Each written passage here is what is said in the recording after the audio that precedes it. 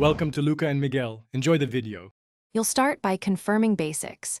You are signed into iCloud with the Apple ID you intend to change, and the device is on Wi-Fi. Back up any critical data so you can revert if needed. Once done, open Settings and tap your name at the top to reach Apple ID controls. This is where purchase and password preferences live. Make sure you know the account password for confirmation prompts. You'll use it shortly. Next, locate Media and Purchases under your Apple ID and choose Password Settings. Here you can turn off the Require Password toggle for free downloads and adjust settings for purchases. This removes repeated Apple ID password prompts. If you use Face ID or Touch ID, open Settings, Face ID and Passcode and toggle App Store to allow biometric approvals instead of typing a password.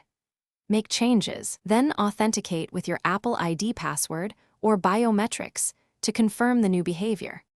Finish by restarting the device to ensure settings apply, then test by downloading a free app or making a minor purchase to verify you no longer receive a password prompt. If password settings doesn't appear, check settings screen time content and privacy restrictions, or sign out of your Apple ID and sign back in to refresh account policies. If changes still fail, note that family sharing, managed accounts, or restrict.